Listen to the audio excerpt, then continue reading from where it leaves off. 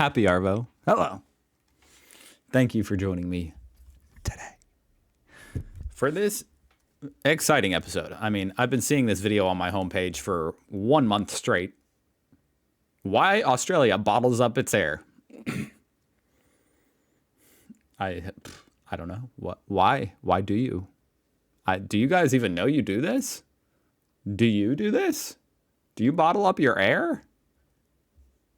Are you afraid you're going to run out? It's by Tom Scott, you know, the legend. His videos are fantastic, so I already know it's going to be good, but go check him out. As if he needs a shout out. He has 5.84 million subscribers. Anyway, let's watch. I'm dying to know. I've been dying to know for 1 month straight.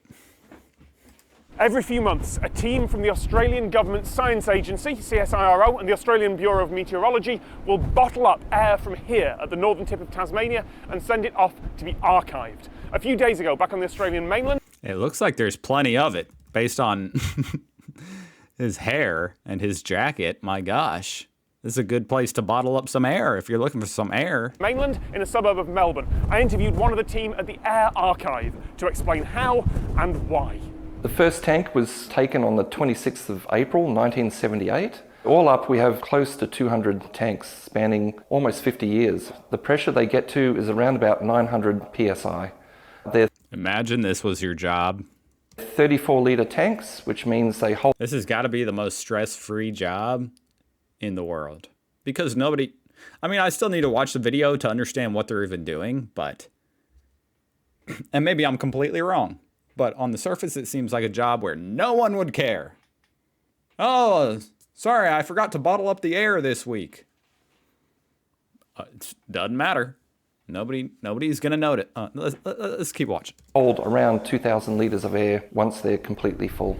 This place, Kaneok Cape Grim, has the cleanest air in the world. When the wind's blowing from the southwest, when that air has travelled thousands of kilometres across the Southern Ocean without touching land. The cleanest air in the world. So that is a monitoring station, testing the levels of dozens of gases and chemicals in the atmosphere.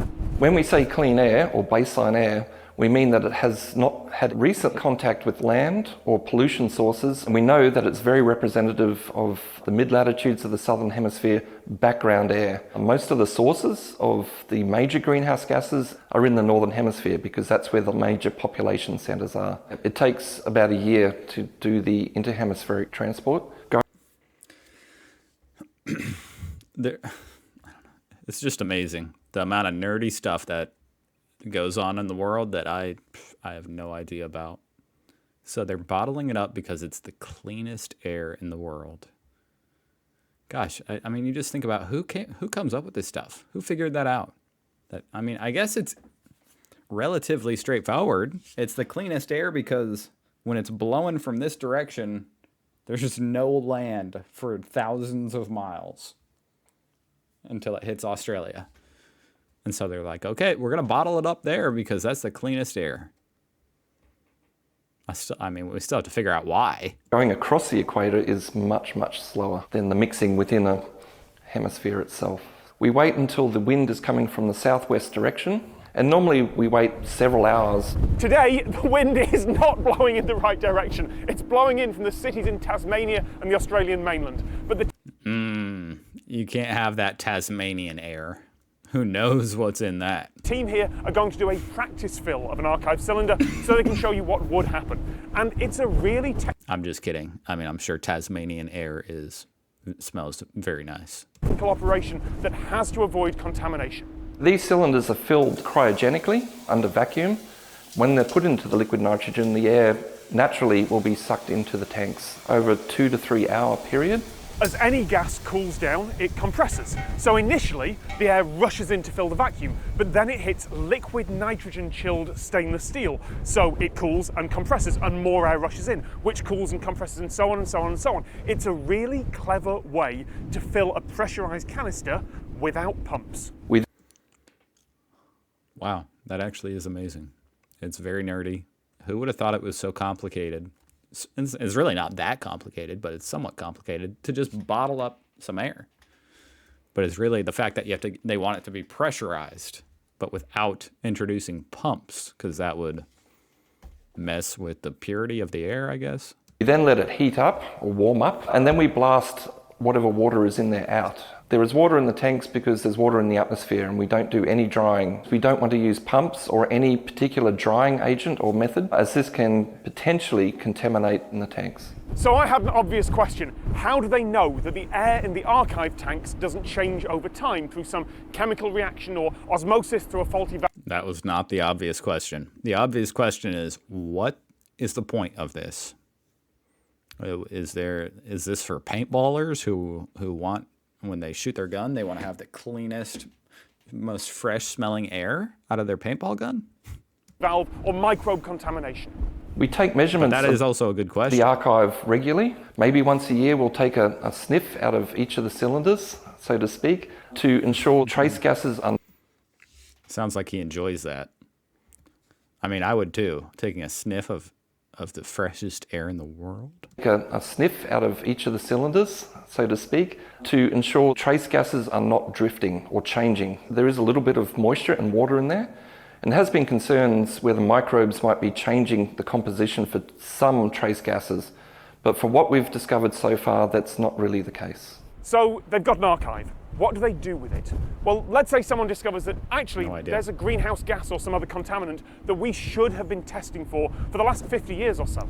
The researchers can go to the archive, pull samples from the tanks, and use modern equipment to test. There you go. That's actually brilliant. That is brilliant. So it's literally for like, wow. I mean, he just said it, but wow.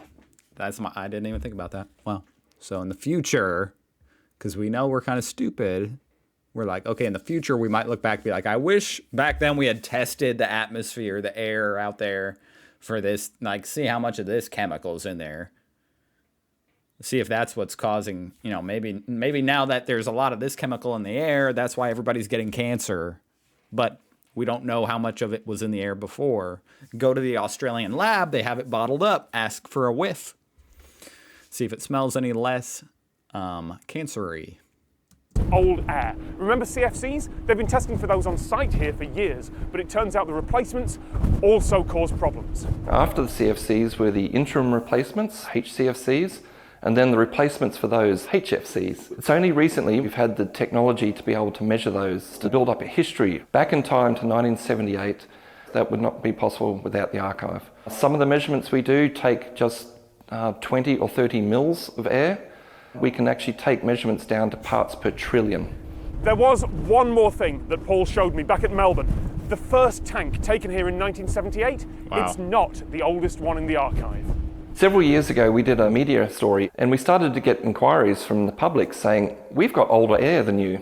And it turns out there was a lot of people out there with old scuba tanks sitting in their garages. No. Oh, that's legendary. And So it's not as pure as this air, but it's still air from back in the, before. Wow. Wow. most scuba divers kept a diary of when they dived, when and where the tank was filled. So people started to donate their scuba tanks. So we now have air back to 1956. For some trace gases that we're interested in are perfectly fine to take the measurements. All right, I'm standing somewhere I think they should be paid. If they kept that scuba tank sealed up for 50 years, 70 years, they should be paid for their tank. I don't think they should have to donate it. That's just my opinion. swept. I would be pretty upset. I'd be like, no, I'm going to keep the tank. You can pay. I think that's worth like if you got a decade older year air, I don't know what I just said, but you got air from 1940 and they want that air. I mean, that sounds like $1 million to me. And talking about infrastructure, it's like the 5th time. I'm amazed the microphone held up. Thank you so much. No worries. No worries. That's such an Australian thing to say. All right. Thank you for watching, guys. I hope you guys are doing good. Why does it pop back up every time? Have a fantastic day. I hope to see you tomorrow. For this week in Australia. Okay. Well, actually, I don't know if it'll be up tomorrow or the next day. Sometimes I edit it. I film it, then I edit it, and then I post it. Anyway, goodbye.